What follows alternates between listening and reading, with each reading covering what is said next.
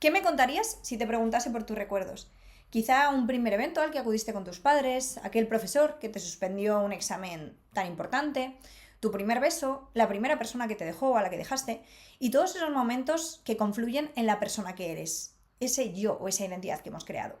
Pero si ahora te cuento que la gran mayoría son mentira o están tergiversados.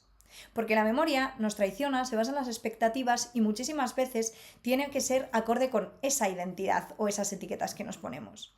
De esto y muchas cosas más vamos a hablar con José Sánchez, neuropsicólogo, que el día 31 presenta su libro Mente Salvaje. No os lo perdáis.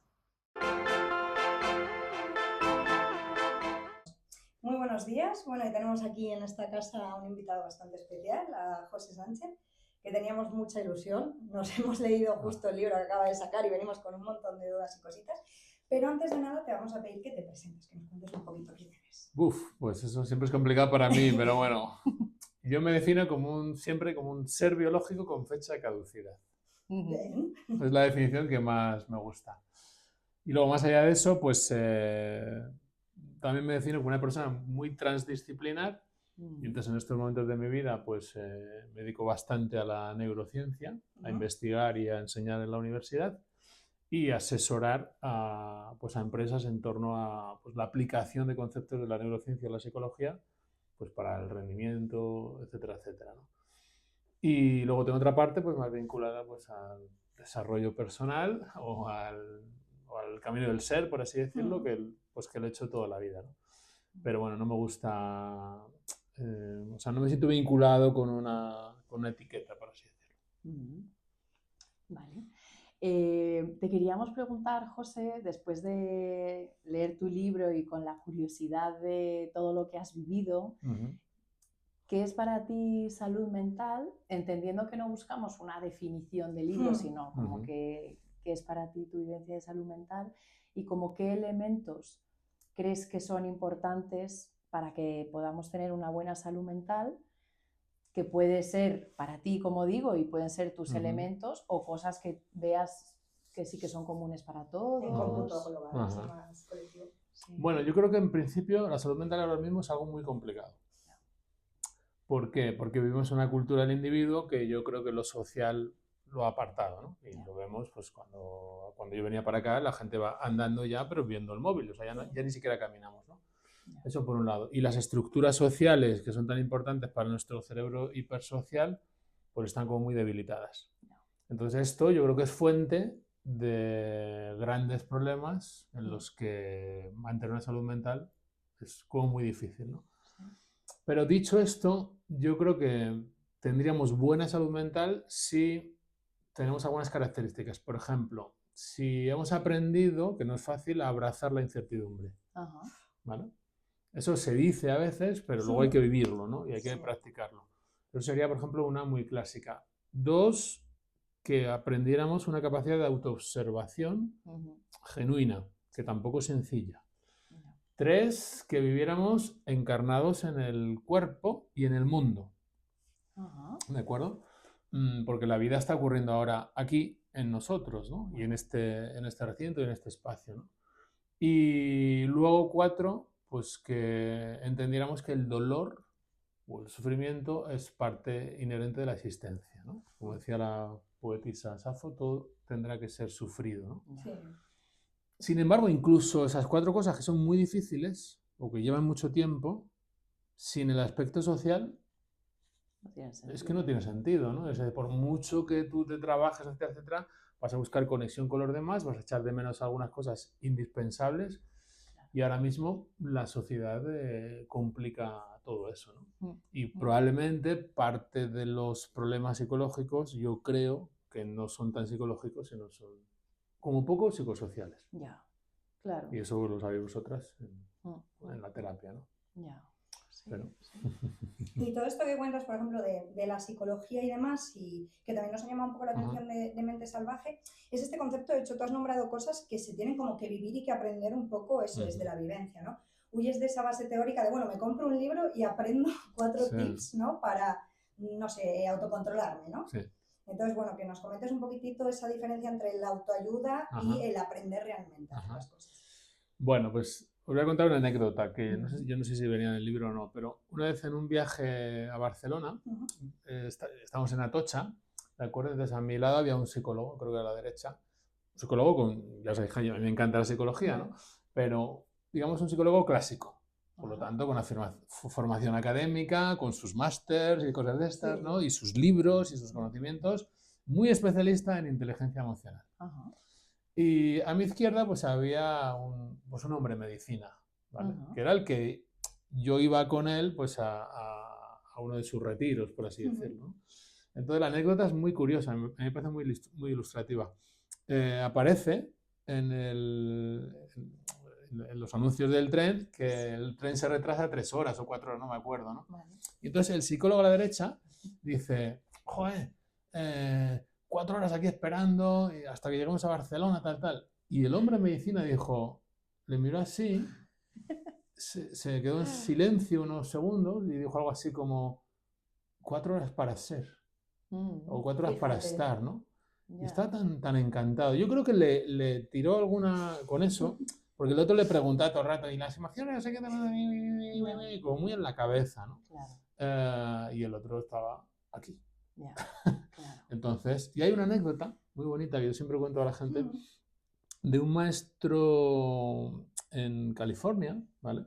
De un maestro de tradición zen, que entonces le invitan digamos, los alumnos más aventajados, le invitan un fin de semana a un spa. Y entonces están como muy nerviosos, entonces aterriza el maestro en el aeropuerto de Los Ángeles y entonces van hacia el spa. Y entonces va el maestro delante de copiloto, un alumno detrás y el otro conduciendo, ¿no? Y entonces salen del aeropuerto y pillan un atasco de Los Ángeles, ¿vale? Entonces están pasándolo muy mal, casi en silencio, porque estaba todo el rato el atasco, tal. Entonces llegan al spa famoso y entonces ya se meten en la bañera y le dice el que conducía, le dice, maestro, qué gusto es estar aquí ahora, ¿no? Y el maestro le dice, igual que en la autopista. Porque el otro estaba, sí, en medio del atasco, pero estaba aquí, estaba en el ahora, estaba en el pozo, estaba en el ser, ¿no? Estaba abrazando pues, lo que ocurría en ese momento, ¿no? Que no significa que sea súper cómodo, que sea súper bonito. Entonces yo creo que, al hilo de lo que tú comentas, estamos muy en la cabeza. A mí me encantan los conceptos, me encantan los libros, me encanta el estudio. Me gustaría tener más conocimiento, más libros, más estudio, más másters, más todo lo que sea. Pero hay cosas que no son conceptuales. No son conceptuales. Y entonces, y yo creo que aquí es casi, es una de mis frustraciones. Porque hay gente que te dice, por favor, ¿me puedes recomendar un libro para meditar? Y yo, de verdad, por dentro me pongo muy triste cuando me hacen esa pregunta. Y entonces yo suelo contestar, si tú jugaras al baloncesto y te encontrás con Michael Jordan, tú le dirías, Jordan, ¿me recomiendas un libro para jugar al baloncesto? ¿Tú qué harías? Le dirías, ¿puedo jugar contigo? ¿Me puedes corregir el tiro? ¿Podemos entrenar? ¿Me puedes ver cómo corro o cómo salto? Entonces, muchas veces entendemos el bienestar o la salud mental o incluso la psicología como algo conceptual. Como el del tren, ¿no? Entonces estudiamos mucho de emociones, Y puede haber un catedrático, de hecho había un catedrático famoso en España, de cuyo nombre no voy a decir, claro, que era un especialista en las emociones. Pero en los pasillos era conocido por su mala regulación emocional. Es decir, el conocimiento de la flotabilidad de una barca, como dice el cuento, no te ayuda a, si la barca se hunde, saber nadar. Nosotros estamos fuera de eso. Entonces, claro, aquí, arriba.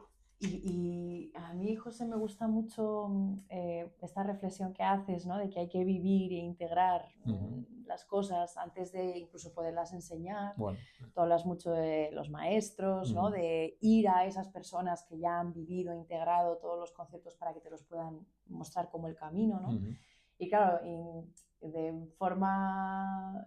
o sea, es como imposible para mí no llevármelo a mi terreno, a la profesión de la psicología, donde digo, bueno, entonces como psicólogos, ¿qué estamos haciendo, no? Porque yo soy una gran defensora de que los psicólogos todos tendremos que ir a terapia, como mínimo, vamos a decir, para hacer un proceso personal donde tú también puedas hacer ese proceso de autoconocimiento, porque si no, ¿cómo vas a ayudar a las personas en ese proceso? Entonces, yo soy una firme defensora de eso, pero claro, aún haciendo eso, y yo como usuaria también lo hago y demás, pero siempre, o sea, siempre eres hipócrita hasta cierto punto, ¿no? O sea, porque hay lugares hasta donde todavía tú no has llegado, todavía tú cosas que no tienes trabajadas. Nosotros trabajamos mucho desde nuestro enfoque abrazando de alguna manera la transferencia y la contratransferencia para ponerlo al uso de la terapia, porque los pacientes siempre también, o sea, son como un vehículo para darte cuenta de las cosas que también te pasan a ti y de ahí tú írtelas a trabajar, que yo siempre digo, ¿por qué no me dedico a hacer alpargatas? Porque es que todo el día trabajándome cosas, porque claro, digo, y otra cosa nueva que ves de ti mismo a través de lo del paciente, a terapia, ¿no? A trabajar. Entonces, como un proceso que yo he hecho las paces de que es un proceso que no termina nunca, de conocimiento personal, pero me cuesta un poco, también supongo desde la exigencia como profesional y en personas que acaban de empezar, creo que esto es aún mayor, ¿cómo voy a ayudar a alguien si yo todavía, como no es que no haya hecho todo el recorrido, que no se hace nunca, pero me cuesta encajar estas piezas, ¿sabes? Porque cómo eres realista con ese conocimiento de, oye, yo me tengo que trabajar cosas antes de poder enseñar, pero claro, ni de lejos me veo ni me siento maestro de nada, ¿sabes? Entonces, en esa visión que tú tienes, bueno, no sé un poco cómo lo ves tú también cerca de la Pues yo creo que es muy profesión, interesante y muy necesario lo que dices. De hecho, por ejemplo, a mí cuando alguien me pregunta por el psicoanálisis, que evidentemente no es científico, evidentemente, pero por otro lado, más o menos nos suena que todo analista pasa por 5 años de terapia. Sí. Por lo tanto, oye, y siempre creo que la exposición narrativa, que para mí es el núcleo a todas las corrientes de psicología, la exposición narrativa te hace bien si tienes un entorno de confianza con alguien, ¿no? Entonces, claro, y esto a veces lo hablo mucho, ¿no? Es decir, ¿hasta qué punto, imagínate una persona joven, recién licenciada, puede ayudar a una persona de 48 años que ha vivido un montón de cosas? Claro. Yo eso también me lo pregunto constantemente. Es difícil, ¿no? Es difícil, claro. ¿no? Yo creo que el hueco sería ver si la disciplina o el tema que engancha con la terapia es más conceptual o no conceptual. Por ejemplo, hay grandes entrenadores de fútbol que no son futbolistas, que no han sido futbolistas, ¿vale? Entonces, existe a veces cierto conocimiento donde tú puedes aplicar estrategias que otros implementen y hagan, y es un conocimiento conceptual. Claro. Pues más cercano pues quizá a la ciencia, a la matemática, a todas estas cosas, ¿no? Sí. Pero hay otros conocimientos que son conceptuales, que son imposibles, el catedrático no podría enseñarlos, ¿no? La psicología probablemente esté ahí un poco entre medias. Un poco entre medias. La psicología más científica pudiera aplicar un protocolo que sabemos que puede funcionar para determinadas cosas, pero luego tiene un pie en la vida, o debería tener un pie en la vida, y ahí se va a notar, yo creo que se nota mucho el psicólogo que hay pocos, creo, ¿vale? El psicólogo que está en la vida, que está en el cuerpo, que está enraizado, ¿no? Que tú lo ves caminando por la calle, yo miro a la gente cómo camina por la calle y más o menos sé, ¿no? Quién está asentado y quién está como de puntillas, ¿no? En los conceptos. Entonces, hombre, a mí me gusta para el viaje del ser o para algo como más íntimo, pues me gustan las personas que están como ancladas, ¿no? Y yo creo que sería una herramienta muy buena para el psicólogo. Quizá debería complementarse una formación en eso. Total. Sobre lo no conceptual con la clásica de los conceptos. Claro. Entonces, complicado. Sí, es complicado. Yo creo que un poco por la visión de compartir con otros compañeros de profesión o demás, muchos acabamos haciendo este recorrido, pero por crisis personal. Sí. Y crisis profesional, o sea, que la mayoría nos formamos en una corriente muy conductual, muy científica, salimos de universidad tal, empiezas a aplicar eso, ves que no sirve del todo, haces crisis también porque te das cuenta de que, ¿no? de tu propia vida además, ¿no? Claro, y todo eso te va formando como un terapeuta como más completo, ¿no? Y que creo que desde ahí ayudamos mejor, ¿no? Pero bueno, yo también pienso que todos, o sea, que es que tendría que formar parte de nuestra formación, que todos tendríamos que ir a terapia obligatoriamente para tal. Pero bueno, es una pena porque hay corrientes psicológicas que no son tan científicas como tú dices, como el psicoanálisis. Yo también soy terapeuta Gestalt, que huye, pero es como que huye de la ciencia. Sí, y yo digo, pero sí, no os vayáis, sí. venid aquí. Y de hecho el otro día también salió una noticia que, bueno, está clasificada como una pseudoterapia, Sí. y el otro día no sé qué locura salió también en una noticia por ahí. Pero es para mí una de las ramas terapéuticas que más se acercan a este concepto vivencial, porque también se aleja mucho de la palabra, se trata de hacer cosas, no de hablarlas tanto, se trata del movimiento, y además se trata de cosas, como tú mismo dices, bueno, el otro día te oía, ¿no?, de esto de acariciar a contrapelo, ¿no?, que me gustó mucho el término, que es no darle al paciente necesariamente lo que quiere, sino lo que tú ves que también le puede hacer falta, pero no es fácil porque no estamos en un mundo, ¿no?, en el que la gente como que eso te lo vaya a comprar a la primera, y yo ahí tengo como un poco esa dualidad que yo creo que tú también la tienes. Por ejemplo, ¿no?, en tu libro lo llamas desarrollo personal, cuando tú el desarrollo personal no lo defiendes para nada. Es un término horroroso. Justo, y te escuché en otra entrevista decir, ¿no?, que bueno, que lo tienes ahí porque la gente sí que lo relaciona con eso. Y entonces yo siento que muchas veces la terapia, yo se lo explico así también a los compañeros, los alumnos o así, que al principio hay que enganchar un poco al paciente por lo que sí quiere, o darle un poquito de lo que sí quiere, aunque tú sepas que eso no es por donde hay que ir. Y luego vas trabajando como cosas, ¿no? Porque si no, no te dan la oportunidad tampoco, ¿no?, de trabajar. Entonces, bueno, no sé qué piensas de esto, ¿no? No sé si tú haces terapia como tal, creo que no, pero bueno, me interesa mucho tu visión por la experiencia, más que de nuevo por el conocimiento de más, pero por la experiencia. Pues yo creo que, como bien decías tú, ¿no?, es que la psicología, o sea, yo creo que tiene mucho mérito porque se intenta hacer ciencia de lo subjetivo. Yo soy ingeniero, entonces yo me acuerdo cuando estudiábamos las piezas de un cojinete mecánico de un motor y tú calculabas el error era 0,0000000000001. Es decir, es una pieza perfecta. Y la juntas en un coche 10.000 piezas y no hay una pieza que... o sea, es perfecta. Entonces, en las ciencias duras, el error llega a ser despreciable. Pero en la ciencia de lo subjetivo es hiper complicado. Hay variabilidad individual, es muy difícil medir. Entonces, claro, si tenemos que utilizar la ciencia, pero entender que la experiencia es muy individual, muy particular, ¿no?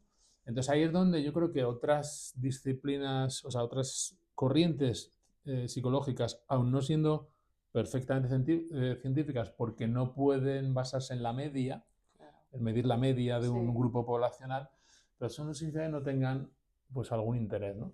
Y yo creo que lo que cuentas, pues la figura de alguien que es capaz de acariciar a contrapelo, en el fondo es una figura de autoridad, ¿vale? Donde se permite decirte en ocasiones, no darte la razón siempre, decirte que a lo mejor por ahí no es el camino.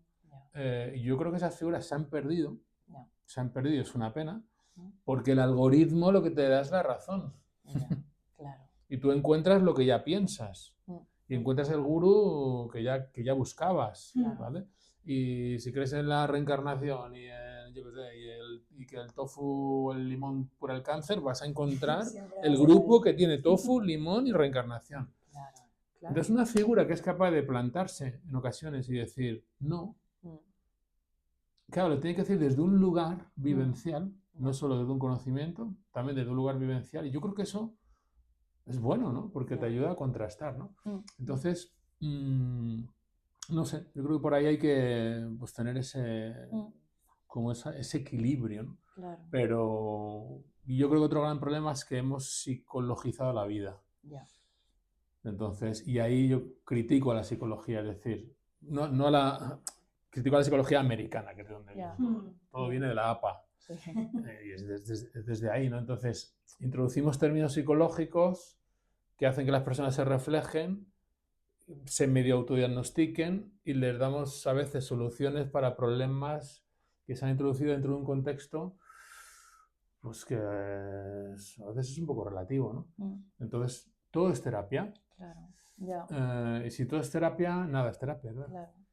Claro, y fíjate que yo creo que a medida que también conocemos más sobre las emociones o conocemos más sobre cómo funciona el cerebro, el cuerpo, también dejamos menos espacio a la incertidumbre, porque claro, yo también sobre esto reflexiono mucho y me autocritico y me cuestiono en mi forma de hacer terapia, porque vale, sí, al paciente le estás enseñando a encontrar pues sus explicaciones o a que comprenda de dónde viene esto, por qué le pasa no sé qué, o por qué se mira a sí mismo de esta manera, o de dónde le viene, o sea, vale, pero entonces cuanto más se entiende o más se conoce, también de nuevo menos hueco a la incertidumbre. Entonces fíjate que es el primer punto que has destacado y yo comparto, lo que pasa que creo que muchas veces me pierdo también en tal vez hacerle espacio por esta otra parte, ¿no? Como que en sesión o el psicólogo al final es un lugar donde vas también a buscar respuestas, a conocerte, a saber sobre ti, y cuanto más se sabe, más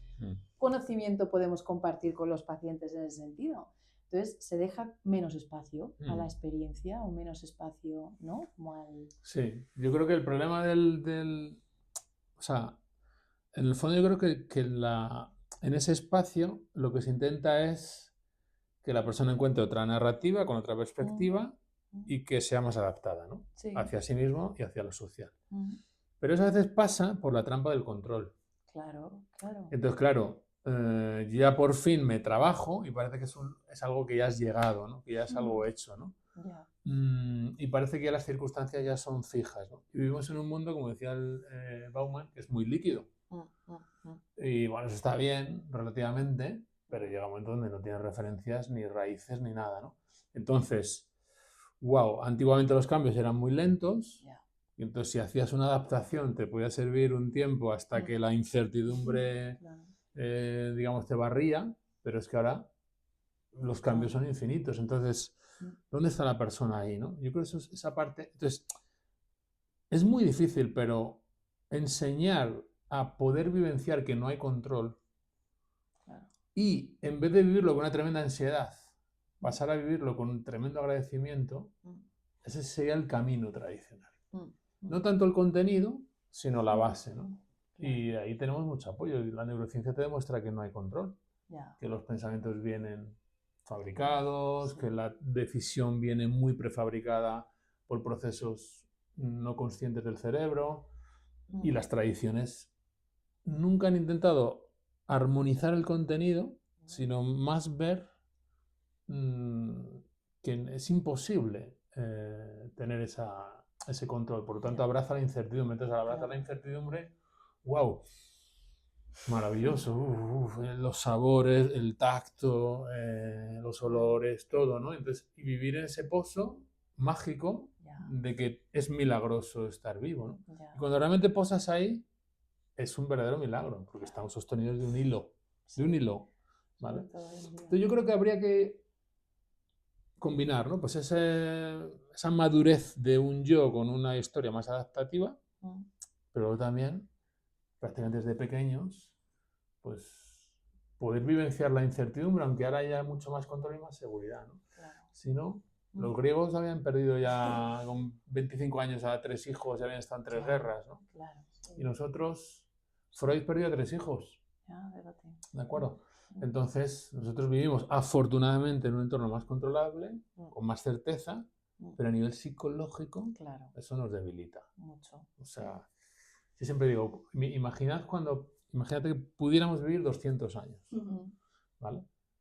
Pero si pudiéramos vivir 200 años y fallece alguien de tu familia en un accidente a los 25, eso ahora es dolorosísimo, muy doloroso. Pero imagínate, 25 sobre 80 años es muy doloroso, pero 25 sobre 200... Entonces, cuanto más aumenta la certeza y el progreso, más difícil es abrazar la incertidumbre y más problemas psicológicos va a haber. Sí, claro. Entonces, yo entiendo que además, igual una de las maneras que tenemos actualmente como de quitarnos de encima la incertidumbre son todas estas etiquetas, ¿no?, que le ponemos a las cosas, pues de entender las emociones, nuestros pensamientos, también esta parte como del realismo afectivo, ¿no?, que hay este nuevo paradigma de si lo sientes es real, ¿no? Si tú lo sientes es por algo y te lo explicas como tristeza o como ira. ¿De qué manera nos afecta todas esas etiquetitas con las que nos explicamos nuestro día a día? Yo creo que la que dices tú es la fundamental, ¿no? Las emociones las han puesto ahí. A mí me encantan las emociones, estudiarlas, investigarlas, tal, tal. Pero si yo cierro los ojos, nunca tengo solo emoción. Y cuando tengo la emoción, tengo atención, memoria, sensación, percepción, conciencia. Eh, entonces, esta idea de parcelar la vida psíquica, colocar uno de los constructos como el centro de la vida y luego ya vender la moto diciendo que si tienes inteligencia emocional tienes éxito laboral, personal, académico, esto me parece muy, muy exagerado, ¿no? Entonces, claro, como las siento yo y son mías, y como las siento intensas, pues tienen que ser verdad. Y como le decimos a la gente que tiene que ir al cuerpo, Claro. tiene que ir al cuerpo y se queda así, se queda así tan, no, estate en el cuerpo y tal. Entonces, el estate en el cuerpo lo hemos traducido porque todo lo que tu cuerpo sienta es verdad, porque como es tuyo, y eso ya Marañón en 1920, cuando inyectó adrenalina a los sujetos, se veía que con adrenalina un sujeto tenía miedo, otro lloraba, otro reía, otro decía, siento como una emoción sin tenerla, otro decía, parece que me va a sobresaltar, pero no me sobresalto. Es decir, el cuerpo es totalmente inespecífico, pero se pone de moda en la psicología y en la neurociencia. A mí me parece un escape brutal y un malentendimiento de las tradiciones. ¿Por qué? Porque no es un yo mirando el cuerpo. La tradición nunca ha tomado eso, o sea, para nada. Ha dicho de ser, no José mirando y sintiendo su cuerpo, con el cuerpo a mi servicio. ¿Vale? Tampoco ha sido la tradición nunca diciendo un José cuidando su cuerpo, ¿vale? Porque el cuerpo es mío y le cuido y está a mi servicio y es un objeto a mi servicio, porque entonces estamos en la dualidad, ¿vale? La tradición lo que te ha dicho es que te des cuenta que eso que tú sientes como un yo está corporizado, no que es un yo que controla el cuerpo, que se cuide, ¿no? Fíjate lo bueno que es cuidar la salud, pero desde ese concepto es un poco triste, ¿no? Ver a una persona que crea que al estar haciendo burpees y cuidando con proteínas su dieta, que está muy bien, crea que está favoreciendo su desarrollo personal. No, lo que está haciendo es creando la ilusión del yo todavía más grande, ¿vale? Y ahora quieres tomarte psilocibina para tener otra ilusión del yo más grande, ¿no? Entonces, lo que hay que ir enseñando a la gente es que tú construyes la sensación. Es decir, si yo tengo mucho miedo al frío y veo que el tiempo dice mañana que va a nevar, mi cerebro se prepara para sentir mucho frío. Incluso aunque en vez de 0 grados hubiera 5. Hay una predicción. Y entonces me genera una emoción de rechazo a tal. Y me sensibilizo a algo y paso a sentirlo. Pero esa sensación, probablemente desadaptada o exagerada para prevenirme, no es real. Es real porque la siento, pero no es ajustada. La puedo reducir de intensidad, la puedo desajustar un tanto, ¿no? Porque si no, todas las sensaciones las valido porque son mías. Y fíjate por aquí todo lo que hay, ¿no? Es Ya, como es que si... vivir en... Bueno, No, solo iba a decir eso, que es como vivir en esa equivalencia psíquica, ¿no? De lo que yo siento es bueno, es malo, y como hacen los bebés, ¿no? De si tengo hambre, pues lloro y pienso que es que esto es malo. Entonces... Claro, pero es que encima lo voy, es decir, en vez de ajustar y afinar, lo voy ampliando. Entonces resulta, volviendo al ejemplo del frío, que si tenía miedo de 0 grados y eran 5 grados y tengo ese nivel de miedo y ese nivel de frío, mi cerebro se prepara para sentir lo mismo con 7 grados, con 9 grados, con 15 grados. Y digo frío y miedo, que es algo muy básico, pero planteate cualquier cosa, ¿no? Entonces, valido la emoción como justificación de lo que soy. Eso no es autoconocimiento. Es hacer crecer mi historia biográfica, mi historia personal, mi yo desadaptado. Porque incluso me vuelvo más sensible. Que también está un poco, es un constructo últimamente que aparece mucho y que también está cogido con pinzas, ¿no? Es decir, no es el camino sensibilizarme cada vez más a todo. Porque entonces me debilito, ¿no? Entonces, y todo esto en nombre de las emociones. Y viene de donde viene, ¿no? Claro, pienso como, iba a decir que como si hubiéramos perdido la perspectiva, ¿no? De las cosas. si tú dices que no hay que tener un para qué para todo, ¿no? Es que a todo Sí. le buscamos los para qué y digo, mierda, me ha pillado, yo estoy ahí. Siempre buscando un para qué. Digo, ¿cómo le pregunto algo sin que sea un para qué? Digo, abandona la idea, tú hazlo y ya está. Pero, claro, digo, hemos perdido perspectiva y obviamente yo te hago estas preguntas porque para mí hay un para qué detrás, ¿no? O una búsqueda Sí. también, pero... o sea, entonces vale, ¿no? Ver las emociones, ¿no? En este sentido no. Yo sí que siento que hay modas, ¿no? Hubo una moda como muy cognitiva o de los pensamientos que se abandonó porque, ya, bueno, se abandonó a medias, pero bueno, más o menos se ha abandonado porque se ve como que por ahí no. Vienen las emociones, entonces todo el mundo, emociones. Esa creo que sigue todavía bastante en auge, pero hay algunas corrientes que también lo han abandonado un poco, pero luego aparece el cuerpo, que es lo que tú decías, las sensaciones del cuerpo. Ya tal vez no la emoción, pero sí el cuerpo, o sea, las sensaciones, cuerpo tal vez esa también la abandonamos y digo, bueno, ¿y qué nos queda? O sea, ya hemos quemado los pensamientos, las emociones, las sensaciones.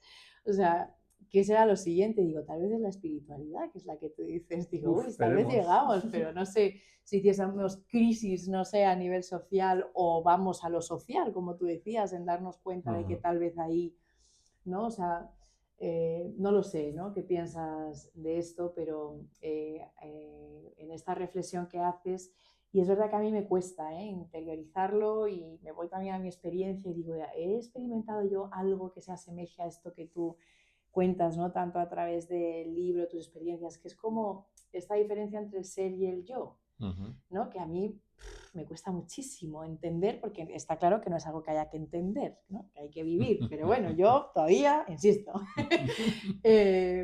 Y claro, creo que hasta que realmente no conectas con ese ser, que todavía no creo que ni conozca ni de lejos, es difícil entender todo esto que cuentas. Porque claro, tú dices que desde ese yo no, y entonces yo digo, ya, pero entonces ¿desde dónde? ¿No? Como si yo ese es el único lugar desde el que me conozco, desde el que me sé ver, ¿quién más hay por ahí? O sea, y es verdad que ese concepto me cuesta mucho entenderlo, porque sé que no es una cosa que hay que entender. Y de nuevo digo, ¿se lo vas a preguntar? No, pues sí, se lo voy a preguntar.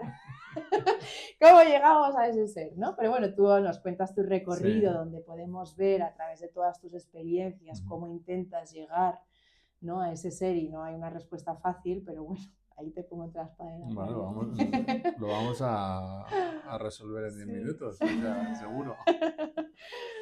Sí. No es un sitio al que tengamos que llegar. Es un sitio donde ya estamos, pero no nos damos cuenta. ¿Vale? Eso para empezar. Entonces, el problema del yo es que se cree autor de muchas cosas que no es. ¿Vale? Entonces, si yo hago un gesto así, voy a decir, si yo hago un gesto. ¿Vale? Cuando resulta que el control de ese gesto y la decisión de ese gesto, si ahora me paro un poco, has hecho esto, José, ¿vale? Pero ¿por qué has hecho esto y no has hecho esto? ¿Vale? Y justo en el momento que lo has hecho, ¿has pensado que eso era lo que querías hacer? No hay control, no hay tanto control sobre una decisión aparentemente volitivamente libre, personal, mía y motora, ¿no? O sea, más decisión que lo motor no hay nada, ¿no? Pero si repaso ese gesto, ahí va. Hay partes de esa decisión donde el yo, el agente, no está actuando. Pero si no me doy cuenta de eso, yo diré mañana, estuve aquí y me pasé la mano por la cabeza porque yo quise y porque yo lo decidí. ¿Vale?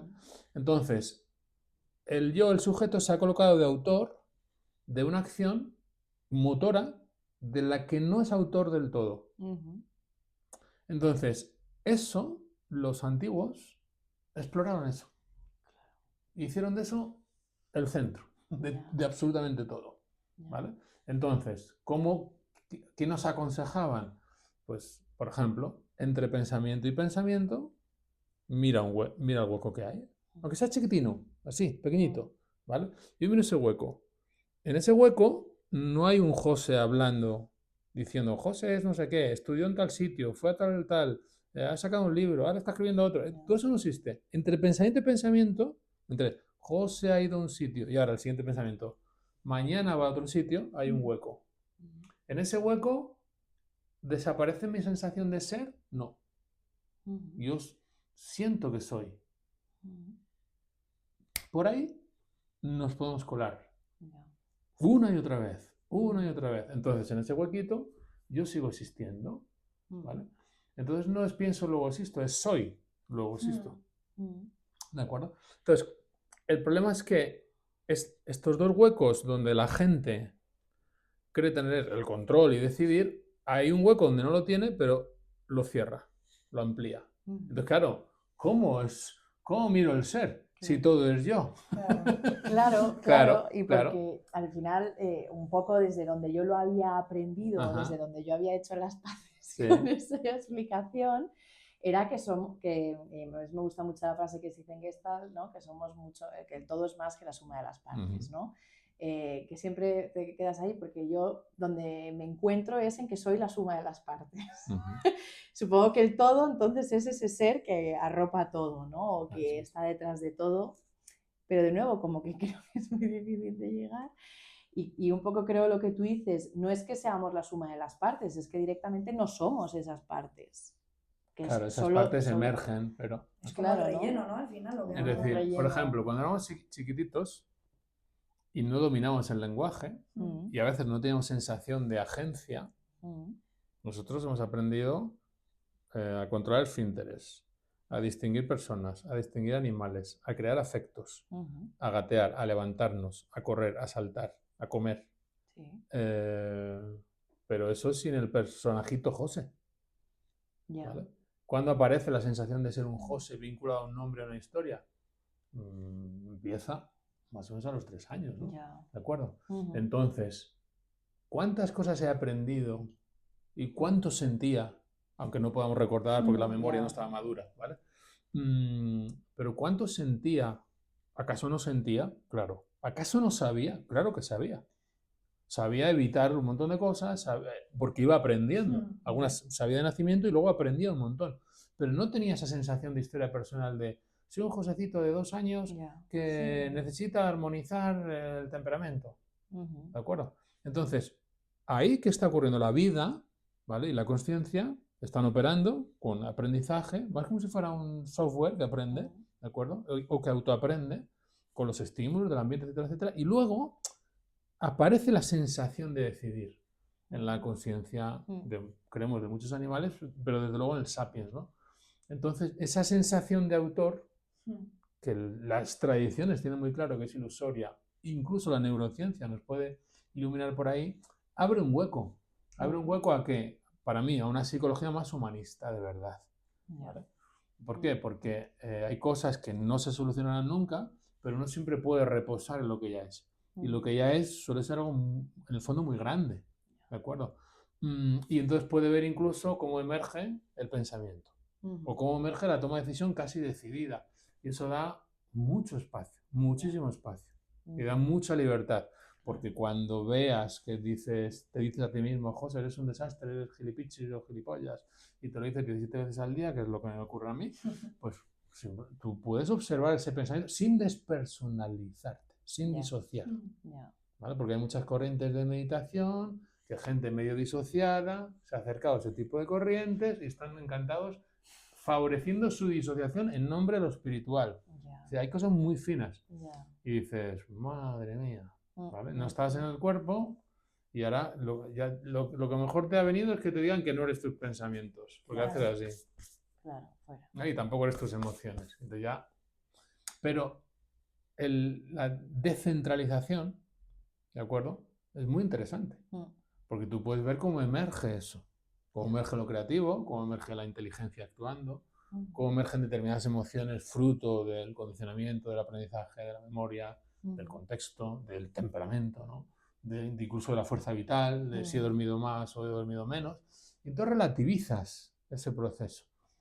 Y por lo tanto psicológicamente es terapéutico porque se aplica cosas que el psicólogo aplica. La toma de perspectiva, el cambio de la narrativa, un poco la descentralización. Cuando eso se aplica digamos, las 24 horas Claro. como hacia uno mismo, Sí.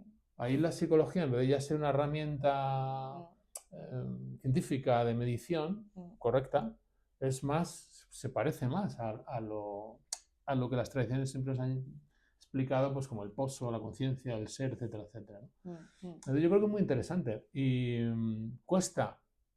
Sí. ¿Por qué cuesta?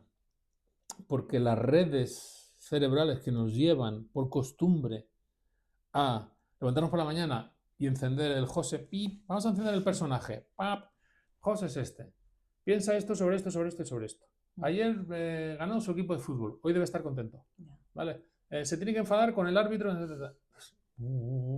Cuando tú ves todo eso, como por eso yo he dicho, yo soy un ser biológico, a mí me encanta la neurociencia, soy neurocientífico, pero decir yo soy neurocientífico resulta tan extraño. ¿Vale? Lo que más estoy a gusto es yo soy. ¿Vale? Soy, estoy, ¿no? Y esa etiqueta, oye, me gusta, me puede dar cierto orgullo, no sé qué, es una presentación en sociedad para un trabajo, pero no está el apego a esa etiqueta. No quiero que todo pase por ese filtro, ¿de acuerdo? Entonces ese filtro de etiquetas es el yo.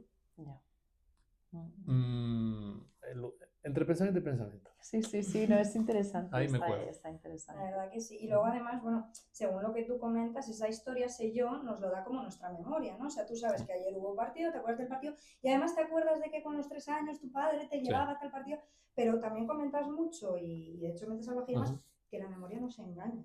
O sea, ¿de qué manera estamos un poco sugestionados por esas memorias? ¿Qué es verdad y qué no? ¿Qué estamos creando así un poquito ilusoriamente? Pues prácticamente todo, porque si nosotros ya tenemos un filtro que ve la realidad con determinado matiz, no grabamos un hecho, grabamos la interpretación del hecho. Si luego esa interpretación nos hace sufrir peor para nosotros, y será una memoria más disfuncional, y si esa interpretación no nos hace sufrir, no pasa nada, pero sigue siendo una interpretación. Entonces, habría muchas maneras de ver eso, ¿no? Por ejemplo, hay un libro de Daniel Sachter que es muy famoso, Los 7 pecados de la memoria. Y entonces ahí lo explica muy bien, ¿no? Los sesgos que tiene la memoria. ¿Por qué está así la memoria? Porque para favorecer mi supervivencia me interesa tener una interpretación de las cosas. Si yo interpreto que mañana va a hacer mucho frío, y lógicamente la interpretación siempre va a ser me lleva a cerrarme normalmente. Una interpretación que sea muy abierta o que abrace mucho la incertidumbre no es lo habitual.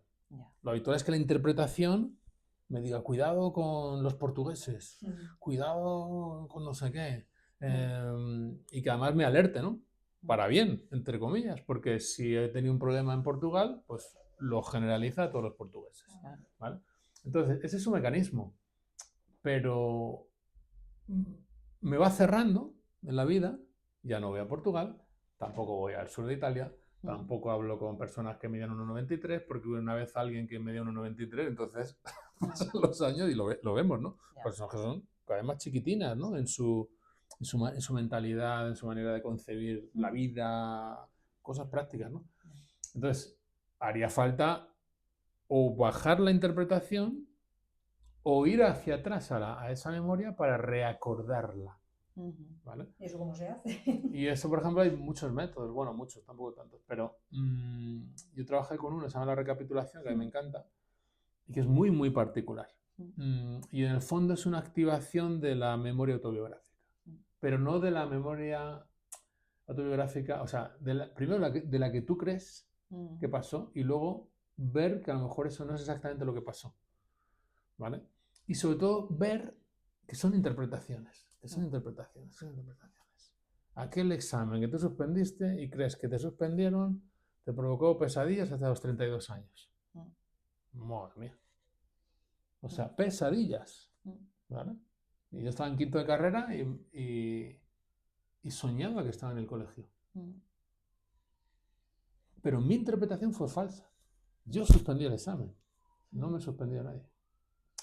Entonces, claro, cuando la realidad es muy incómoda, la vamos a interpretar a nuestra manera. Va a quedar en la memoria, va a condicionar. Eso no es... Y va a crear una historia personal en el tiempo sobre la que yo me tengo que defender. Claro. Y ese yo se va a tener que defender. Entonces es un bucle, ¿no? Yo, por ejemplo, le digo a los alumnos, a ver, te das un golpe, te duele. Pero si alguien te dice, eres un normal, mira dónde te duele. Entonces, vete despacio. ¿Te duele en el cuerpo? No. ¿Eres un normal, José? ¿Te duele el cuerpo? No. Vale, fenomenal.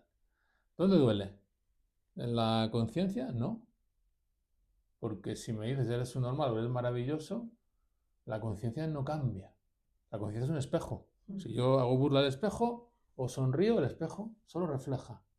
La naturaleza de la conciencia es, como dice la tradición, luz expansiva, infinita, es un mar, ¿no? Entonces, cuando haces esa introspección, ¿a quién le duele? ¿O a qué le duele? ¿A qué parte de ti le duele? Aparece la historia personal. ¿Vale? Como yo he estudiado, no me gusta que alguien me diga subnormal. ¿Vale? Por lo tanto, saber que a lo que le está doliendo eso es a mi historia, es interesante. Porque implica que mi historia reacciona a los estímulos. Podría no reaccionar. De hecho, cuando no estoy tan pegado a la historia, si alguien me llamara subnormal, podría sentir compasión, podría sentir indiferencia, ¿vale? No desde un nivel, desde la superioridad, sino decir, jolín, pues pobre, ¿no? Qué mal día tiene o lo que sea, ¿no? O podría ser compasivo, ¿no? Bueno, pues tal. O también podría pensar, pues probablemente, sí, seguro que soy subnormal, ¿vale? Sí, ya lo sé yo, no pasa nada, ¿vale? Claro, que es ese desapego del yo, claro, que dices, de la historia. Es eso, no, no es anularla, es... Reposas en otro lado. Estás en otro lado. Entonces, claro que tienes un yo, que en ocasiones si me dan su nombre, chaval, ¿qué pasa? Yo saco mi vena de artes marciales de niño, ¿no? Pero en muchas otras ocasiones, wow, ¿dónde duele esto? Duele a la biografía de José Sánchez García. Y es que a mí, perdona Pues que vale. te corte, ¿no? Sí. Entonces pienso, porque, y volviendo a la de la incertidumbre, Ajá. ¿no? Es como cuántos esfuerzos dedica nuestra mente a protegernos de la incertidumbre, porque claro, todo es una huida de eso, porque en el momento que tal vez te planteas, vale, es mi historia, ¿qué tal ya? Pero ¿y entonces quién soy? Entras como en colapso, ¿no? Y dices, Dios, en esto de, bueno, hay un ser, ¿no? Pues hay esperanza. Pero... no sé a nivel de neurociencia, por ejemplo, porque yo creo que todo tiene una intención positiva, ¿no? Entonces, ¿es cierto que hay alguna explicación, no sé, neurocientífica o demás que pueda explicar por qué nuestro cerebro se defiende tanto de la incertidumbre? No lo sé. O sea, entiendo que necesitamos sentirnos seguros ante cosas porque son para que sean predecibles, para que veamos cómo funcionan en el mundo, pero no sé si es como algo tan... Sí, mira, yo creo que como eso, ¿no? nosotros, si miramos el cerebro y tenemos aquí el homúnculo sensorial y el motor, ¿no? Entonces, los animales tienen sensorialidad y movimiento, evidentemente. Pero luego vemos que el cerebro crece como hacia atrás, hacia el parietal y hacia el frontal, ¿no? Entonces, nosotros ya tenemos corteza premotora y motora suplementaria. Es decir, nosotros ya no es que nos movamos en base a un estímulo, sino que podemos predecir y preparar un movimiento, ¿vale? Y podemos aprender movimientos muy elaborados que nos permiten anticipar o ejecutar bien el movimiento. Pero si vamos más hacia adelante, la prefrontal, que es lógicamente mucho más grande en nosotros que en chimpancés o en otros primates no humanos, nos permite movernos, pero en el tiempo. Para mí el prefrontal es también movimiento. Incluso el pensamiento es movimiento. ¿Vale? Movimiento en una idea, ¿vale? O de una idea a otra. Entonces, yo construyo la capacidad, o el cerebro humano construye la capacidad de, a través del abstracto, poder imaginar cómo será el motor y sensorial, es decir, lo que sentiré el 5 de julio de 2025, que hay un concierto de heavy metal en Madrid. Y yo, lógicamente, voy. Entonces, de Iron Maiden. Entonces, vale, ¿cómo hace el cerebro? Imagina ese escenario, pero lo imagina corporizado. ¿Vale? Entonces, en ese momento conecta con el parietal, con la historia personal. Ya has ido 2 veces a ver a Iron Maiden. ¿vale? Estás educando muy bien a tu hijo porque va a ser la tercera vez que vais juntos, ¿de acuerdo? Entonces, ahí el cerebro me permite imaginar que hará calor, que tengo que tener las entradas compradas, ¿de acuerdo? Que es difícil aparcar en el estadio, por lo tanto tenemos que coger un Cabify, y que yo vengo de viaje el día 4 y me voy el día 7. ¿Vale? Entonces, hay un viaje en el tiempo. Ese viaje en el tiempo, claro, permite lo que a ningún animal le permite. Ningún animal puede pensar en el 5 de julio. ¿De acuerdo? Claro, evidentemente todo eso me lleva a acumular grano, ¿vale? A proteger a los míos, a asegurarme la descendencia, a tener un plan de pensiones, a recordar cuando me estafaron un broker porque me dediqué a las inversiones. Wow. Pero eso, que es una gran habilidad y que tiene que ver con esa capacidad de planificación abstracta y un poco con el parietal, que ahí se une todo, ¿no? Es una fuente también de agobio. Es decir, al crear una herramienta maravillosa de predicción de la incertidumbre para construir soluciones, resulta que también crea una herramienta que se agobia, que le entra ansiedad por esas mismas predicciones y por esos mismos recuerdos. Entonces, nada viene gratis. Por eso decíamos antes, a más progreso, más ansiedad, más depresión, más falta de sentido. Si vivo 500 años, todavía la falta de sentido, pues imagínate, no encuentro sentido a la vida y vivo 70, pues imagínate si tengo que vivir 700. Claro, claro. Total. Pero bueno, para sí. psicólogas, de momento para psicólogas va a ser muy bueno. Sí. Las consultas llenas. No, bueno, que siempre que dicen eso, ¿no? Digo, ojalá no fuera así. Ojalá no fuera o sea, así. ¿en qué momento? No, o bueno, llenarlas de otras cosas. Entiendo, de otras cosas. Pero fíjate, ahora que sacas lo del sentido de la vida y un poco enganchándolo con lo de antes de los para qué, ¿no? Esa fue otra de las cosas que a mí más me estallaron del cerebro también de tu libro, porque yo toda la vida encantada con esta idea de que hay que buscar el sentido de la vida, porque de hecho no tener un propósito es de una de las cosas que también más sufrimiento genera y tal y cual. Y entonces tú creo que en un momento dado del libro dices, no, esto de buscar el sentido de la vida, no. O sea, dejemos de estar persiguiendo, ¿no? Esto de tener que encontrar, que de nuevo vuelve a ser como un ¿para qué? ¿Para qué soy? ¿Para qué? Y sigue siendo como ese alimentar el yo, entiendo, ¿no?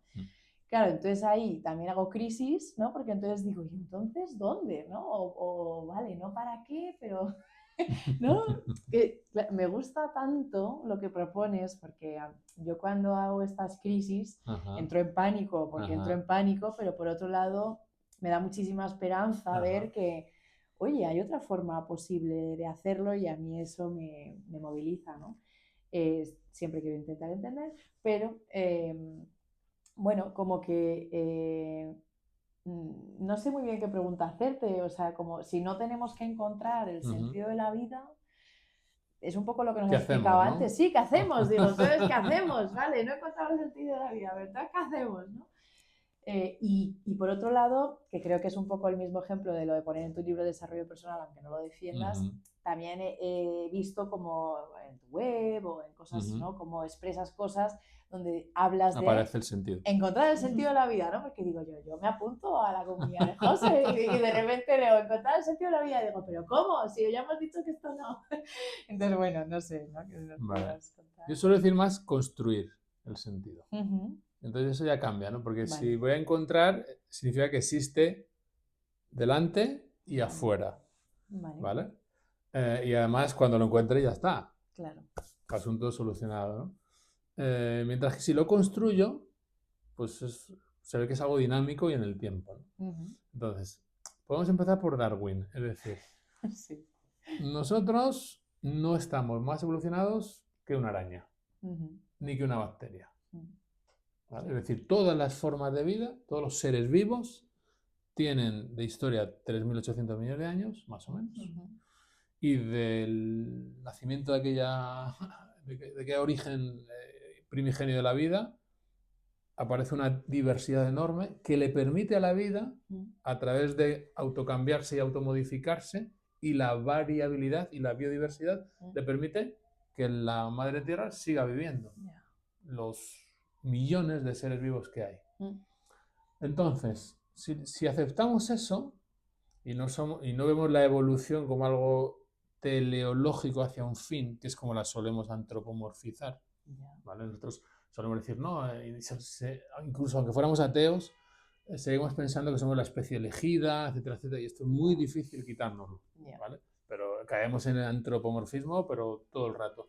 Pero si miramos la vida con mayúsculas, en los seres vivos, los seres vivos se adaptan a sus nichos ecológicos y solucionan problemas. Y como me gusta decir, el ojo de la ballena, el ojo del águila, el ojo del camaleón. Es que Dios ha creado el ojo humano. Pues no, evidentemente. Es que esa máquina tan perfecta no tiene nada. Tiene un nervio óptico que le atraviesa, que produce la visión ciega aquí. Quiero decir, de perfecto nada. Y por supuesto, en todo caso, la visión de águila será más perfecta para el águila. Claro. Para el águila, porque para la rata la visión de águila no le sirve. Entonces, si vemos que todas las formas de vida, infinitas formas de vida, comparten un tronco común, se movilizan, se perpetúan a sí mismas, y la vida es eterna, por lo menos tiene 3.800 millones de años, ¿vale? El sentido de la vida es perdurar, es vivirse a sí misma, ¿de acuerdo? En algunos seres vivos, por complejidad de la propia vida, la vida o lo que sea ha dado la oportunidad, o nosotros mismos nos hemos construido para ser conscientes de la propia vida. Por tanto, yo ahora mismo soy la vida siendo consciente de sí misma en un organismo sapiens, con fecha de caducidad, ¿vale? Pero por supuesto estoy en la eternidad, pero no cuando me muera, ya. Ahora, evidentemente. Esto de experiencias cercanas a la muerte es una cosa muy triste, ¿vale? Entonces, ya somos esa eternidad pulsando. Yo ya tengo un hijo, hay parte mías que no eran mías porque vienen de atrás, pero algo le hemos puesto, que ya están ahí siguiendo vivas, ¿no? Parte de nuestras ideas ya están en otros, ¿vale? Por lo tanto, ahí eso es como que algo se derrama hacia los lados, ¿no? Y se siente como muy bello. Se derrama hacia los lados. Entonces, estar ahí es su propio sentido. La vida goza de sí misma, chisporrotea todo el rato, ¿vale? Entonces, a nada que uno se calma un poquito, se nota gozosa. Ese espacio entre el pensamiento y el pensamiento no se nota como turbio, oscuro, se nota siempre como expansivo, gozoso, cantarín, ¿vale? Entonces, desde ahí se puede vivir. Y es el sentido en sí mismo, esa eternidad ahora, ¿vale? Si ahora ya me voy al personaje, empiezan a aparecer los problemas. Claro, el personaje se nota fuera de la vida, aún estando vivo. ¿De acuerdo? Porque el yo piensa... De hecho, cuando tú le preguntas a alguien ¿qué tal te va la vida? Es una pregunta graciosa, ¿vale? Solemos decir bien, mal, nos vamos a la historia personal. Pero si alguien nos preguntara ¿qué tal te va la vida? Pues podríamos decir, hombre, pues aquí todas las celulitas están activándose, produciendo glóbulos rojos, ¿no? Esa es la vida, ¿no? Ahora mismo, ¿no? Produciendo conciencia, produciendo pensamientos, el estómago produciendo grelina, ¿de acuerdo? Y gastrina, y clorhídrico, y cada cosa haciendo, danzando, ¿vale? Entonces, cuando ya el personaje se pone ahí, resulta que le falta algo. Y entonces dice, esto tiene que tener sentido. Como la gente que te dice, tiene que haber algo después. ¿Vale? Pero se ponen así. Tiene que haber algo después, porque si no, esto no tiene sentido. Madre, relaja, más humildad, ¿vale? Entonces, claro, si estoy desligado de la vida, sensación de sujeto, sensación de que siempre falta algo, porque el yo siempre le falta algo, claro, debo encontrar un sentido que lo explique todo y que me dé una solución mágica.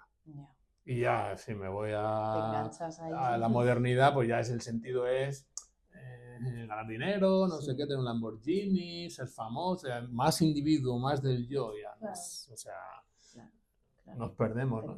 Entonces, por ahí no va la cosa. En todo caso, construir. Tú has dicho algo muy interesante, son los propósitos.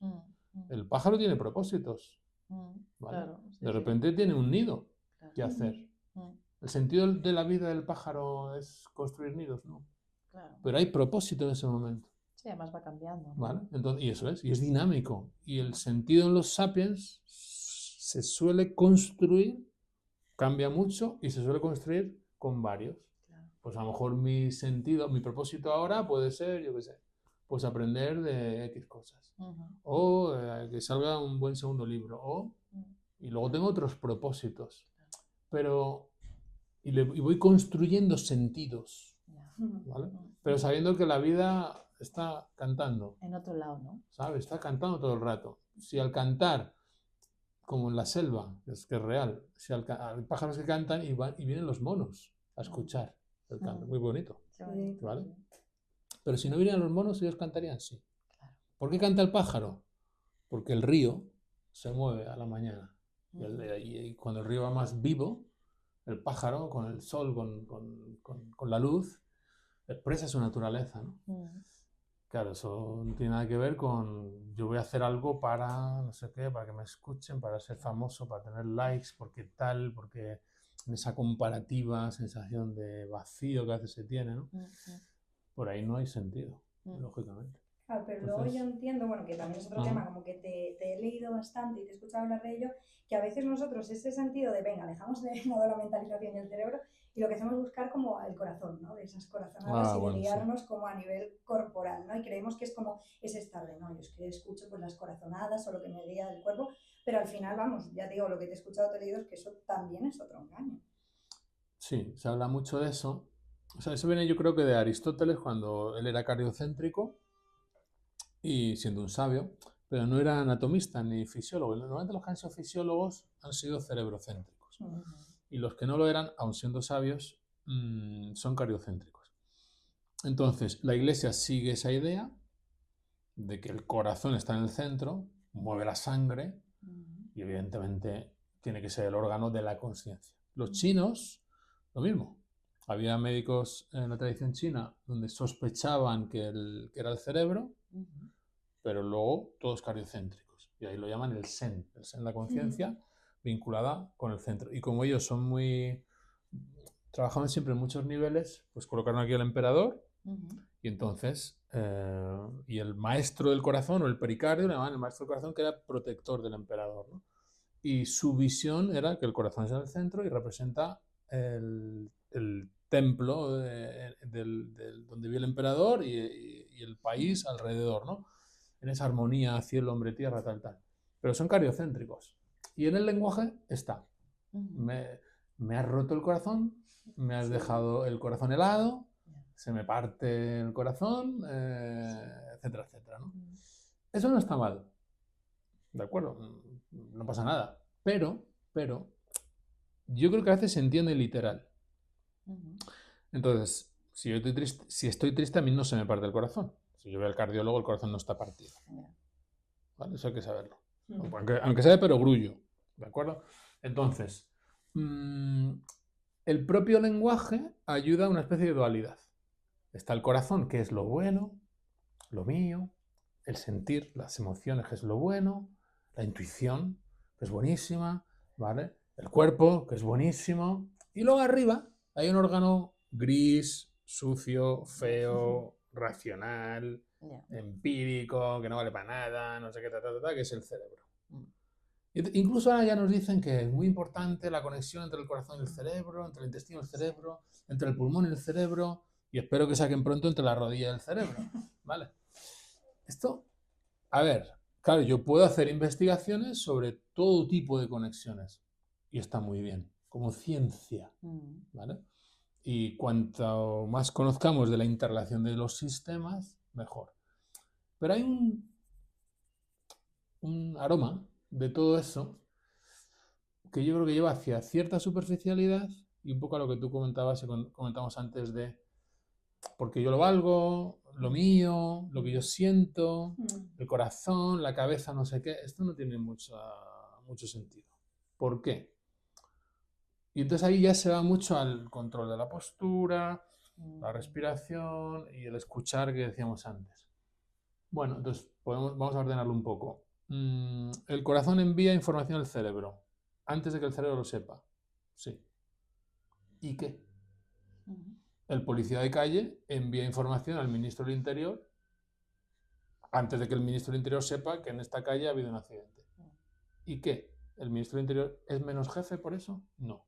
Es decir, que la información llegue a un órgano, capte información y la envía al cerebro antes de que el cerebro la procese, no contradice nada. Luego el cerebro controla el corazón con los centros neumotáxicos y cardiocéntricos en el tronco del cerebro, por lo tanto es direccional. El estómago envía información al cerebro en ritmos mucho más lentos que los del corazón. Y el cerebro no le contesta. ¿Por eso el estómago es el rey? No. ¿De acuerdo? ¿O cosas que ocurren en el intestino influyen en mi cerebro? Sí. Y cosas que ocurren en la calle también influyen en mi cerebro. Entonces, cuando volvemos al individualismo, cuida tu intestino, cuida tu corazón, cuida tu pulmón, cuida tu postura, pero vives de alquiler. ¿Vale? Y la ciencia, no José, la ciencia me dice que si vivo de alquiler tengo más envejecimiento biológico que si estoy obeso o si fumo. Entonces, ¿ves? Hay un punto ahí de status quo que a mí no me convence, en el sentido de centrarnos demasiado en cosas como corporales, perder las sociales y darle una enorme fuerza al tamaño del efecto de esas relaciones, cuando a lo mejor cambian poco. ¿De acuerdo? Si yo estudio con la postura recta, ¿me vuelvo más inteligente? No. Hombre, si estoy así atendiendo en clase no me entero. Si estoy así me entero un poco más. Vale. Pero tú vas a ser ingeniero químico por eso, claro. O... ¿Me entiendes?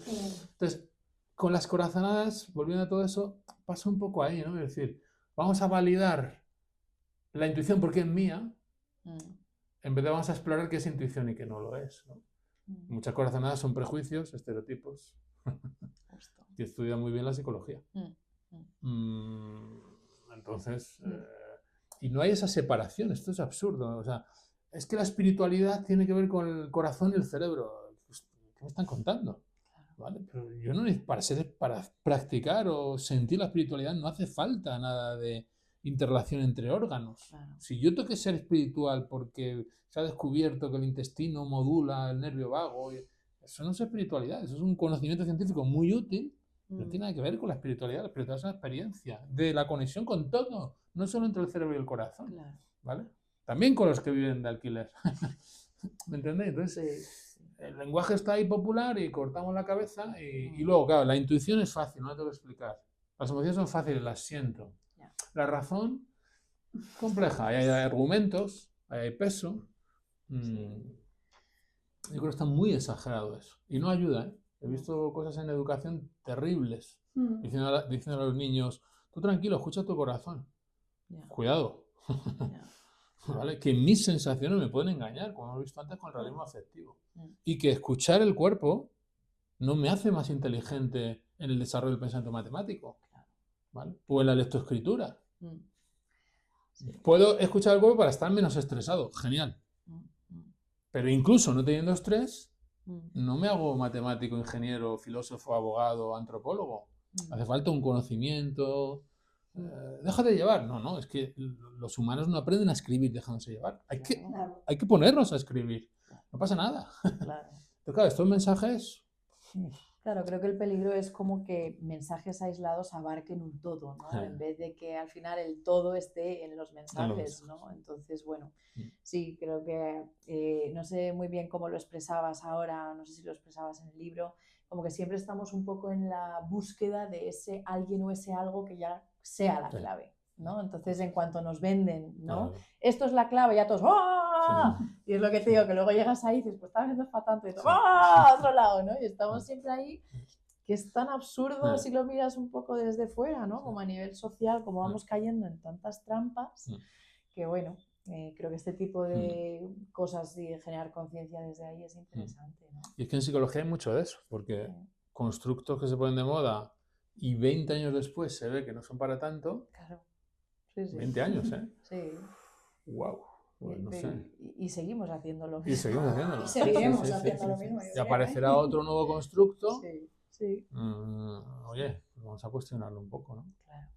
Sí, a mí me gusta, y además ahora que lo acabas de sacar, yo es algo que que también lo siento bastante mío y que creo que es algo interesantísimo que estuviera transversal en la educación desde bebés y que se los quedara bien grabado, que es el cuestionar todo. O sea, que al final, si todo lo que nos llega lo cuestionáramos y quisiéramos mirarlo, no desde la desconfianza como tal, pero sí como desde la curiosidad, ¿no? Es decir, de entenderlo, de verlo, de, ¿no? A ver qué cosas cojo, qué cosas no, ¿no? Si hiciéramos un poco ese proceso de filtro, creo que también estaríamos mejor, ¿no? A nivel social, a nivel como sociedad, ¿no? En vez de comprar como todo lo que se nos vende bien. Y fíjate, yo creo que en eso, ahora que lo dices, que me parece muy importante, si no puedo cuestionar todo porque no tengo tiempo o conocimiento, el hecho de favorecer lo que tú dices tú, el cuestionamiento, me ayudaría a valorar a los que son expertos en determinada materia que la cuestionan. Claro. En vez de yo, el autoexperto,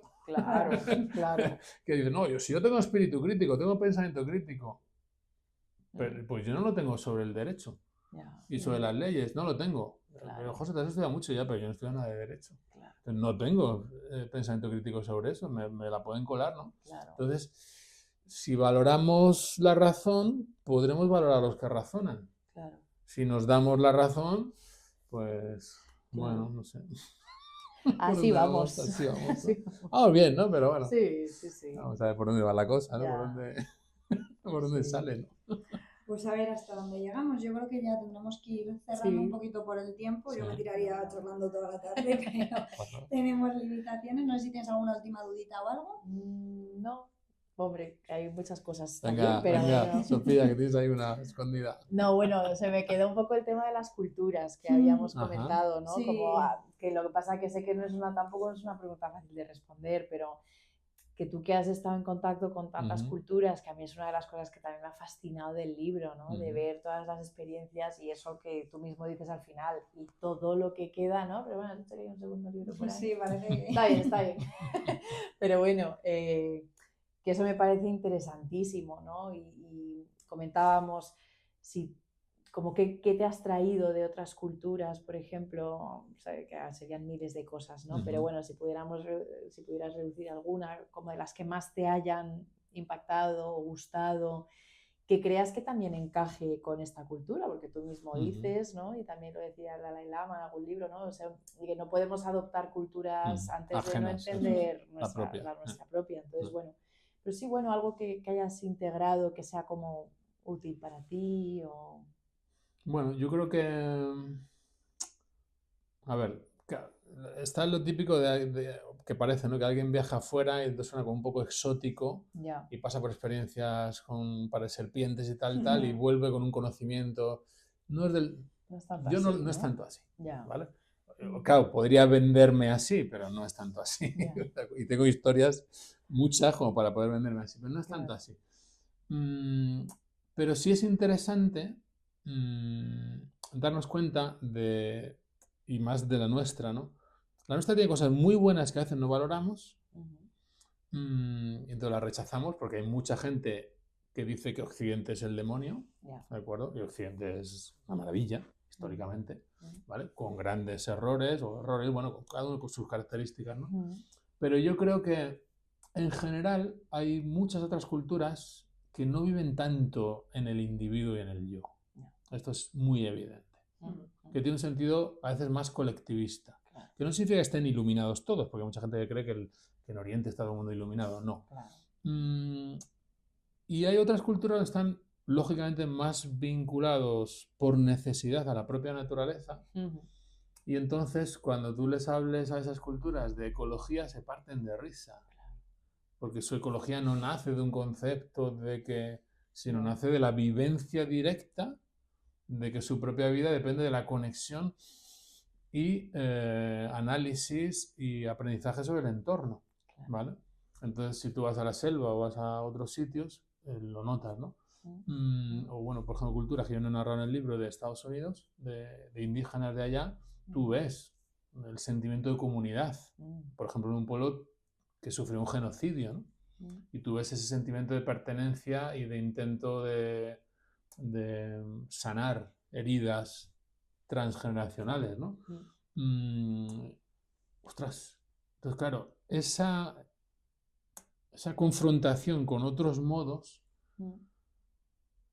sobre todo si viajas y no vas al Starbucks y al Hilton de ese lugar, sino que te sumerges, te obliga en muchas ocasiones a darte cuenta de algunos filtros. Ese cuestionamiento, ¿no? Entonces dices, yo aquí resulta que hablo de mí mismo, aquí la gente no habla de sí mismo. Aquí la gente dice, buenos días, el cerezo está muy bonito.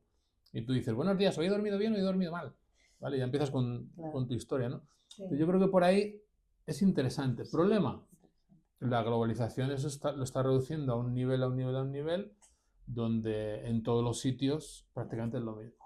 Y a nivel, por ejemplo, emociones, que no hemos tenido tiempo, pero otro día si queréis, pues las emociones en otras culturas no tienen nada que ver con las nuestras. Ni en la expresión, ni en el concepto, ni en la función, ni en nada, ¿no? Y eso la psicología debería tomar perspectiva para no creer que la emoción es, no sé. Idem la autoestima. ¿Vale? La autoestima, núcleo de muchas corrientes psicológicas, porque la autoestima, ese constructo en muchos sitios no tiene sentido, no cumple la función y no existe. No existe. ¿Cómo que no existe? Pero si eso es... No. Entonces, esa caja de herramientas que es la mente está muy influenciada por la cultura y por eso es buena la diversidad. No podemos... yo no entiendo, ciertos aspectos de la globalización serán magníficos, pero hay otros que es una pena. Tendríamos que preservar idiomas, culturas, bailes, danzas, rituales, porque si no uniformamos todo y acabamos en película de Pixar de las emociones. Vale, lo dejamos ahí. Muchas gracias, José. Pero me quedo con lo de hablar de las culturas en otro episodio, que la verdad que me podemos dar ahí cuando queráis. Es bastante interesante. Ya bueno, para terminar, porque estamos haciendo la misma pregunta así a todo el mundo, simplemente nada, que nos digas, puede ser un sitio, un olor, una canción, lo que sea, pero bueno, que tú vincules con salud mental, con base segura. Algo sencillito. Algo sencillito, salud, olor... Lo que sea. Sí, cualquier cosa que digas, a mí esto me vincula pues eso, con un bienestar, con algo... Bueno, pues el olor del palo santo, por ejemplo. Para mí me vienen recuerdos de quién lo encendía. En un momento yo estaba tumbado en una esterilla y lo hacía para cuidarme. Y entonces en ese momento entendí por qué se le llama palo santo. Entonces, me parece que era un reflejo de esa salud mental, de esa calma. Pues muchísimas gracias por a vosotras por la oportunidad. Seguro que sí, ojalá.